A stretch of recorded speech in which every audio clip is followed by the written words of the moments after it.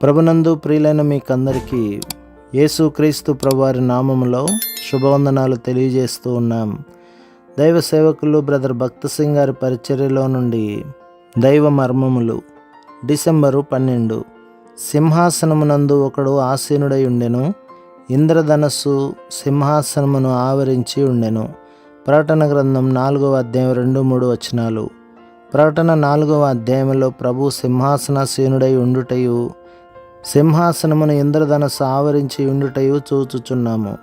ఇంద్రధనస్సు అను పదమును ప్రత్యేకముగా గమనించుము.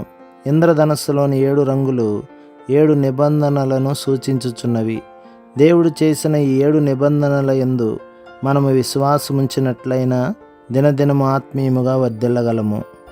దేవుడు ఆదాముతో మొదటి నిబంధనను చేసెను. ఆదికాండం 3వ అధ్యాయం 15వ వచనం. సాతాను తాను జయము పొందితనని తలంచెను. అవ్వ ఓడిపోయినప్పటికీ స్త్రీ సంతానము సాతాను తనను చితుక త్రొక్కునని దేవుడు వాగ్దానము చేసెను. క్రీస్తులో నేను జయించగలను. ఎందుకనగా క్రీస్తు ఎన్నటికి ఓడిపోడు. మనము ఓడిపోవచ్చును గాని ప్రభువు జయించును. నేను క్రింద పడినను తిరిగి లేతును అని మీకా 7వ అధ్యాయం 8లోనున్నది. నీతిమంతులు క్రింద పడినను లేవలేక ఉండరు. కీర్తన 37వ అధ్యాయం 24వ వచనం. బైబిల్ జ్ఞానము ద్వారా కానీ మనోశక్తి ద్వారా కానీ అద్భుతముల ద్వారా కానీ మనము సాతానును జయించలేము. ప్రశస్త రక్తమును కోరుకొనుట ద్వారాను సిలువ విజయమును అన్వయించుకొనుట ద్వారాను జయించగలము.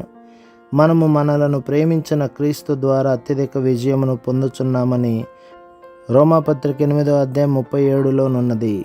ప్రభు మిమ్మును, మీ కుటుంబమును, మీ సంఘమును దీవించి ఆశీర్వదించునుగాక. ఆమేన్.